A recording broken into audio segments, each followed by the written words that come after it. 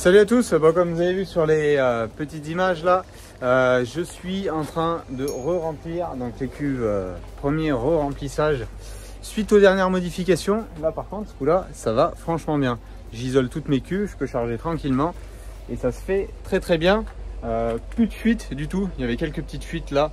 Maintenant que c'est tout rejointé propre, plus aucune fuite, donc là ça remplit très bien. Je peux suivre mon indication ici, donc là j'en suis déjà un peu plus de 12 000 litres de chargé sur les 15 000 qu'elles contiennent une fois pleine, complète. Donc je vais en plus pas décharger tout à fait à 15 000 litres, donc ça sera tout bon.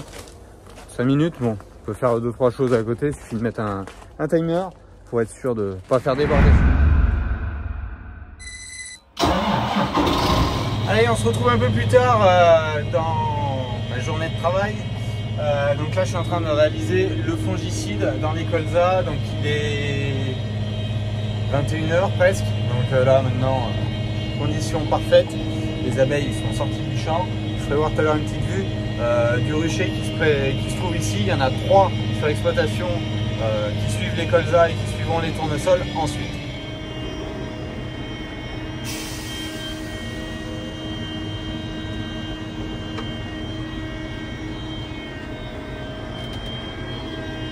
Donc voilà pourquoi je voulais garder en enlevant 2 rangs, permet de garder les grosses roues sans avoir de dégâts derrière. Je ne sais pas si vous vous rendez compte ici, là c'est peut-être plus visuel. Les passages sont toujours bien marqués et je n'écrase pas les colzas pour l'instant. Tant qu'ils n'ont pas trop branché, qu'ils ne couvrent pas trop les intervalles de roues, ça se passe plutôt bien. Bon, ça fait partie des parcelles qui avaient été traitées méligette en nettoyage début floraison. Plus les pucerons qui étaient là, et il n'y a pas photo. Il y a un écart qui est monumental avec ce que je n'ai pas fait. Ils sont beaucoup plus en avance, plus fleuris, plus réguliers. Là on voit pas de taches moutonnées. Bon là il y a les veines de terre, hein. Vous voyez, plus on monte là c'est un peu mieux, c'est un peu plus fleuri parce que c'est un peu mieux exposé côté sud ici. Là je sais pas si vous y voyez très bien, toutes les colonies sont là. Donc il y a une trentaine de ruches par site, ce qui fait que normalement il y a en gros 90 ruches qui suivent la floraison du tournesol, enfin du colza et puis après du tournesol. Et en plus de ça, il y a les ruches aussi de mon père sur un 4e endroit où il y a du colza et où il n'y aura pas de tournesol par contre. Allez, il fait nuit, c'est 21 h 40 à peu près. Bon, fin de chantier, je rentre à l'exploitation. Les fongicides sont faits dans les colzas, bonne chose de faite. Maintenant, on va passer à nettoyer les places qui vont se semer prochainement. Étant donné que ça ne veut pas semer et que ça pousse des adventices, je vous montrerai tout ça demain. On va s'occuper un petit peu de nettoyer tout ça pour faire des semis dans les meilleures conditions possibles derrière.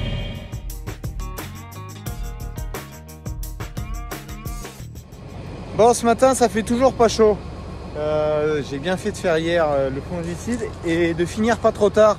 À 10 h 30 ça a fait une giboulée à peine 1 mm, mais bon. Donc ça n'arrête pas. Ça n'arrête pas. Bon, programme de la matinée. Je monte sur le site le plus loin avec les citernes pour approvisionner pour l'azote liquide. Comme ça on va avancer ça. Ça sera déjà une bonne chose de faite.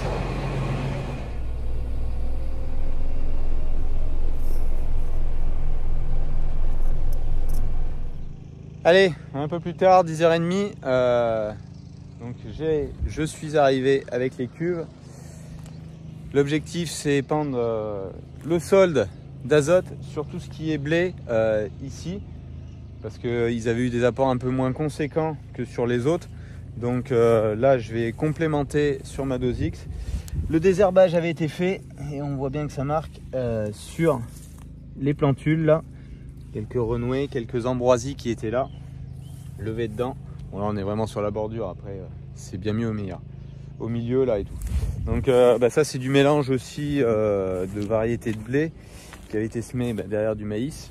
On voit quelques résidus, des bouts de canne et tout, semé à la volée. Et là par contre c'était là, ça avait été recouvert avec un déchaumeur à dents. C'est un collègue qui m'avait fait ça. Pas avec les 10 parce que j'étais tombé en panne avec le 8000, donc j'ai juste un aller-retour qui avait été fait dans les parcelles au fond là-bas, un aller-retour avec les disques et le reste avec les dents. L'un ou l'autre, je vois pas d'écart sur le système de recouvrement, ça marche plutôt pas mal. Allez, je vais retourner à l'exploitation et puis on ira chercher l'automoteur. Bon, suite de la journée, donc j'ai désherbé tout ce qui est là qui va aller en maïs, donc ça c'est propre, ça sera propre pour le semis. Toutes les ambroisies renouées, sanves qui traînaient, donc vulpin aussi, donc ça sera tout désherbé. Et là maintenant je suis à l'azote liquide et je vais complémenter tous ces blés là. Donc comme je dis complémenter, je vais mettre le solde d'azote que j'avais à mettre par rapport à mes besoins. Je ferai de la pince plus tard, d'ici 3 semaines on verra, pour voir si d'aventure j'ai un potentiel supérieur, si je peux déflafonner ce conseil. Et auquel cas je rapporterai là en solide des toutes petites quantités. Mais pour l'instant je veux finir en liquide et profiter d'avoir les cuves là juste à côté pour faire tout ça. Allez, je remplis, dernier pulvé. L'azote liquide, bon ça se fait très bien. Ça marque pas, vous voyez derrière moi, là il y a un passage de pulvé. Les roues viennent de passer ici là. Vous voyez là. Donc, ça se relève déjà, même avec les 710. Donc bon, ma foi. On voit les traces de batteuse un peu, hein, ça fait quelques vagues. Sinon l'implantation, il est là. On verra ce que ça donne. Maintenant, comme ils annoncent encore quelques précipitations, c'est pour ça que je voulais mettre l'azote avant. Ça sera efficace. Et puis, petite pluie dessus, c'est ce qu'il faut. Allez, je finis de recharger, je termine tout ça, retour à l'exploitation.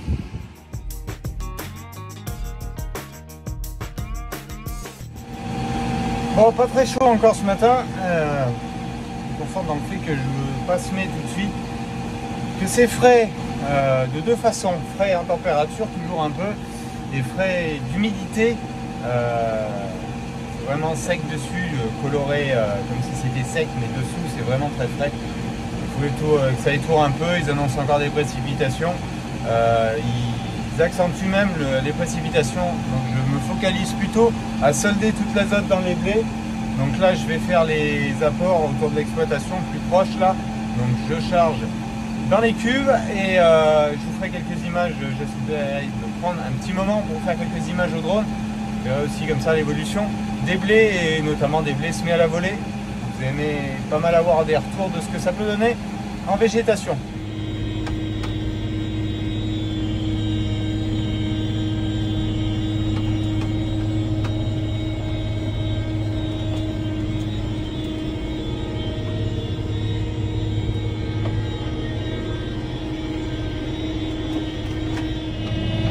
Bon, on va voir comment ça se passe pour faire les images au drone parce que je vous les ferai après sur un tour de plaine parce que bon, vous voyez l'état du blé, hein. Ce qu'il y a, c'est comme je mets un très petit litrage à la fin et j'ai gardé les grosses buses, les gros débits.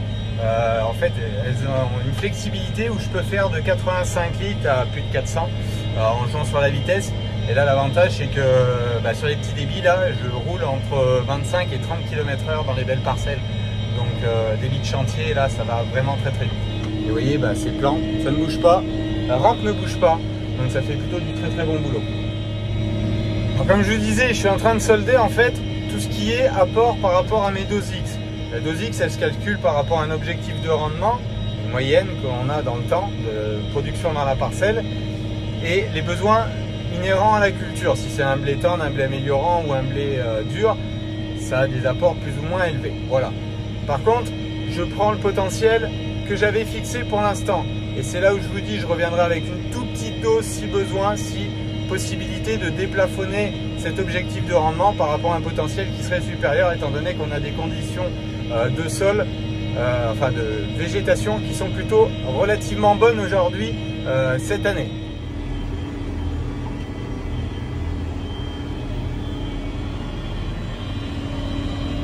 Allez, fin de journée, 170 hectares de fait.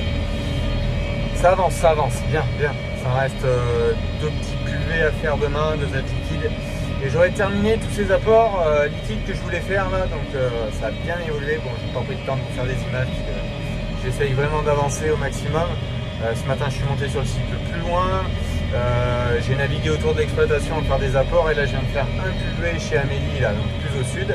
Et ça m'en reste 2 intermédiaires chez Amélie, mais c'est aussi un petit peu, enfin c'est la deuxième partie d'exploitation, un petit peu moins loin. Donc ça se finira demain matin.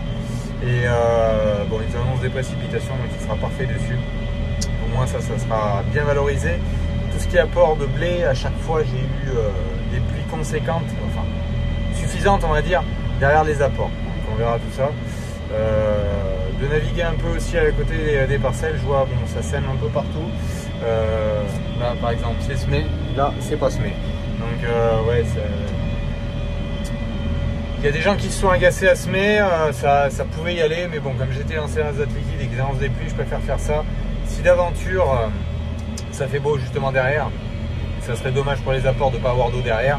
Et si justement ça fait beau, bah, on aura les conditions pour semer. Ça sèche relativement vite maintenant. Les journées ont rallongé, il y a un peu d'air la journée, ça monte un petit peu en température maintenant là, depuis hier et cet après-midi. Donc bon, ça sera parfait. Voilà, allez. Je finis de retourner à l'exploitation et puis je vous dis à demain.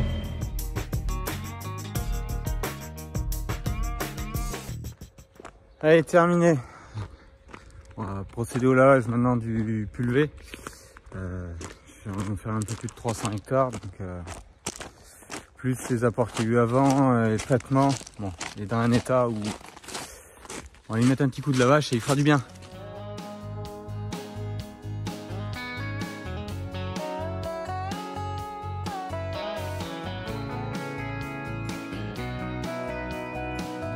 On lavage aussi parce que ça va être dans les dernières fois, vous allez le voir, avec les grosses roues pour cette année.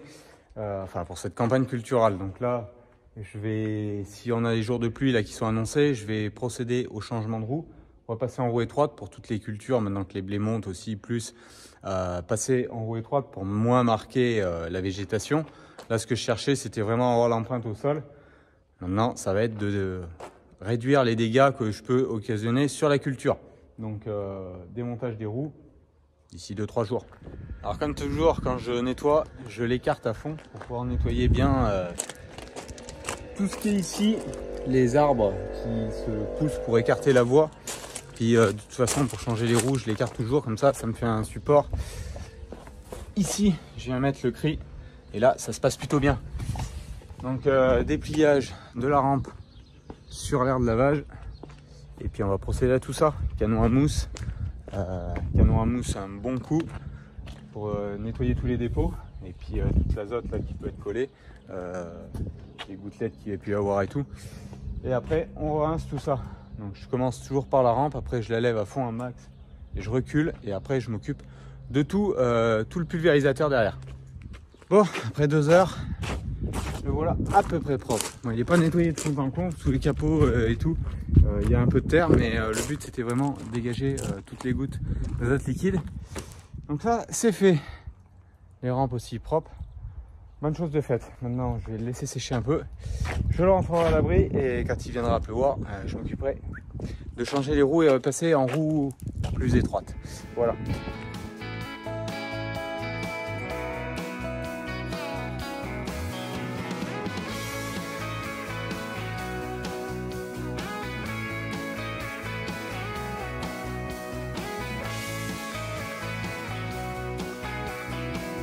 Bon, les colzas sont bien lancés maintenant.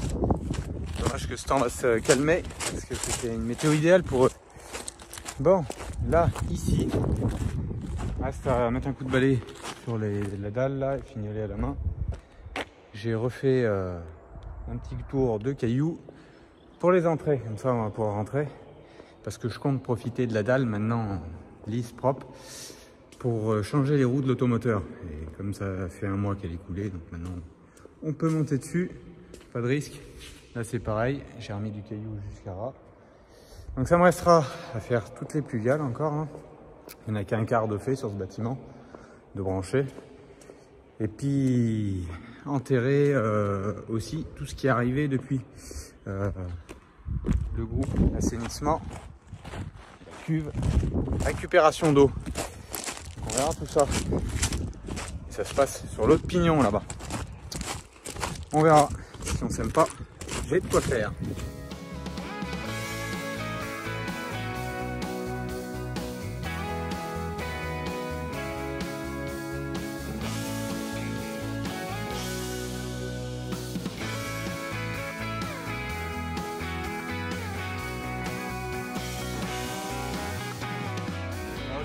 temps, hein.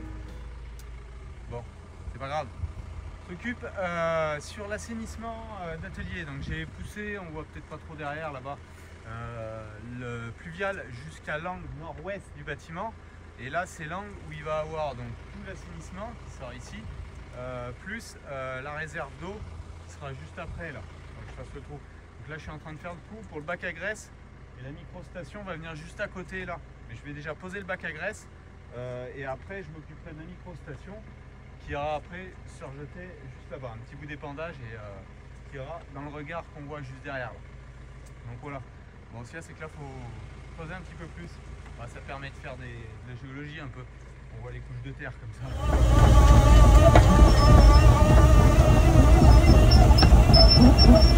Donc, compte tenu des conditions un peu fraîches, j'approche avec le télescope sur le caillou et je viens chercher avec la pelle tous les éléments. Ça patouille, mais bon, on va avancer quelque chose. Elle prend beaucoup moins de place quand elle est au fond. Alors je l'ai à peu près présenté. Ces deux niveaux et regardez sur les bouchons, ça va à peu près, enfin entre les deux bouchons. Mais ce qu'il y a, c'est que je vais aller chercher la règle de 2 mètres qui est là-bas, bien sûr. On se balade, ça colle au pied.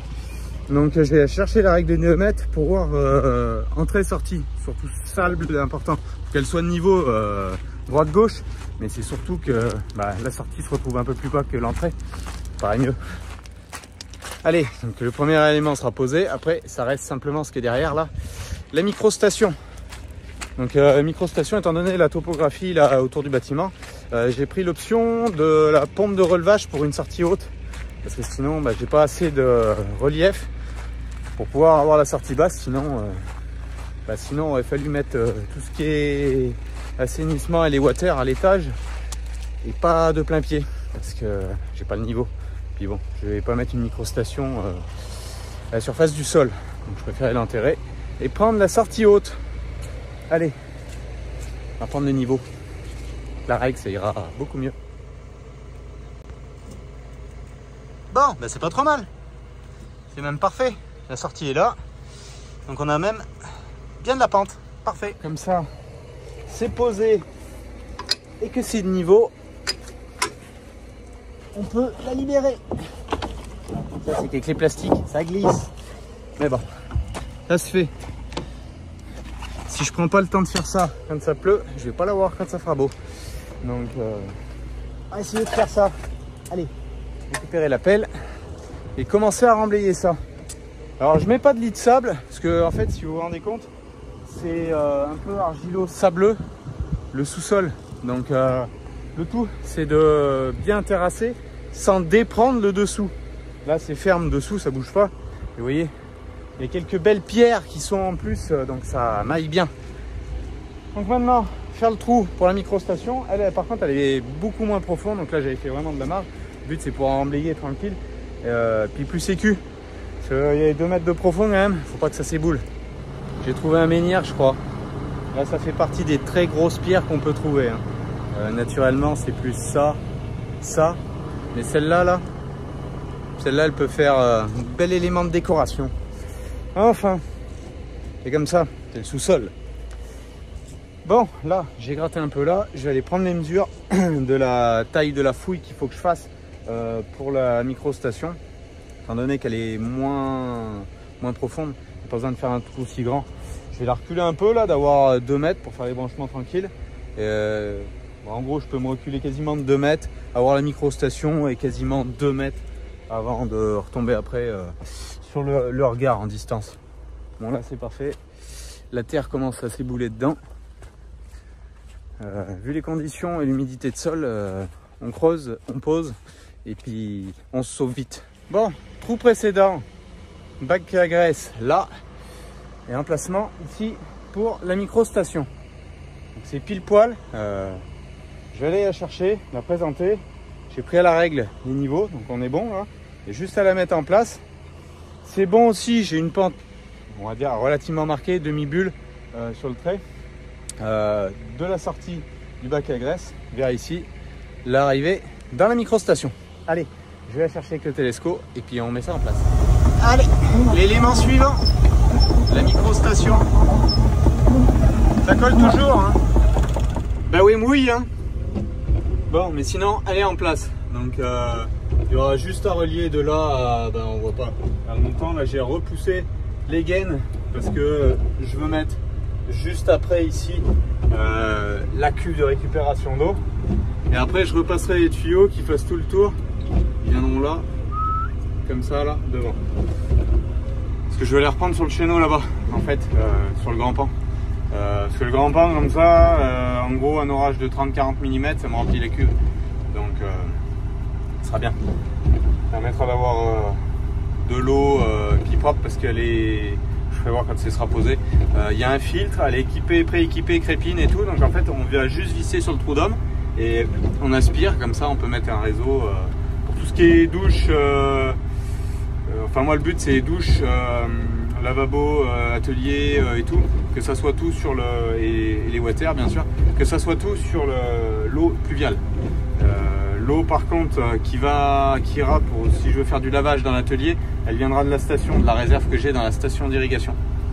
Plus simple, plus en face et tout. Et là comme ça, et puis ici c'est que la station d'irrigation, l'eau n'est pas filtrée, que là elle sera filtrée propre. Voilà.